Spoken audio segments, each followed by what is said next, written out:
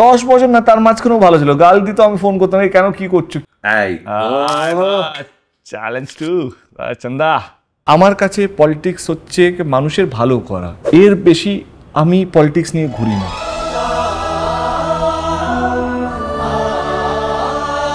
আচ্ছা, এই ধূমকেতু ছবিতে তুমি আর রুদ্রদা তো কেমন ছিল তোমাদের বন্ডিং সেটে?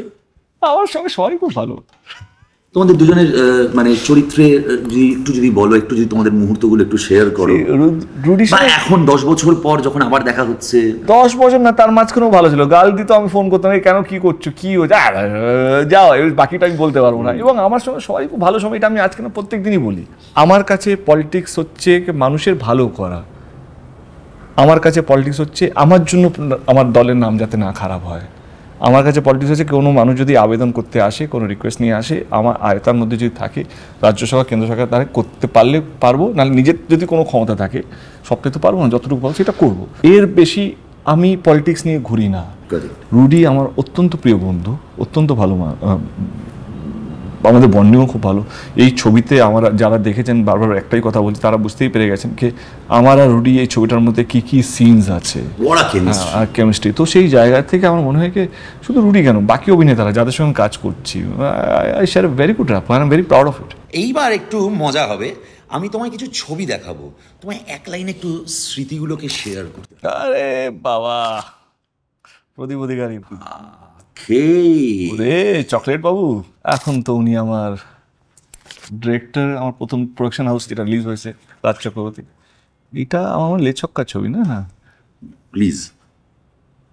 ওই সময় গলায় তাবিজ পরে কোন ছবিটা করেছে, লেছক্কা ছবি হবে। আচ্ছা, এরপর একটা শ্রাবন্তীর ছেলে কি বড় হয়ে গেছে, তাই তো? হ্যাঁ, এখন এই লম্বা হয়ে গেছে। নেক্সট ববিদা। ববিদা আমাদের এভারগ্রিন। ববিদা হচ্ছে ববিদা মিউজিক সেন্স খুব ভালো। যখনই আমাদের মিউজিক সিটিং হতো, আরে চালাতে তো ব্যারাকপুরে আমার হল আছে, কি নামটা ভুলে যাচ্ছি, Debashree cinema hall. Debashree cinema hall. ববিদার সাথে আমি অনেকবার তারাপীঠ গেছি। Is a very good friend of mine. মুহূর্তটা কখন? এই একটা শট দেখি তো পুরো দিনের গল্পটা বললেন তুমি, তাহলে দেখাচ্ছ 12-15 বছরের গল্প। আমার কালকে রাত্রে কি খেয়েছি সেটা মনে নেই। চ্যালেঞ্জ টু চন্দা। এটা দেবের মতন দেখতে লাগছে, না? পাওয়ারফুল। বাট কবে এমন যে এটা ছোট চুল, জুলফিকারের সময় না, জুলফিকার তো একটু ছোট, কোনো একটা সময়, এটা আমি বলতে পারবো। এটা কোভিডের সময়, যেদিন আমরা গোলন্দাজটা ফাইনালি করবো। এইটা তো জুলফিকারের ছবি। আমার বাড়িতে পার্টি হচ্ছিল, আমার বাড়িতে এসেছিল সবাই।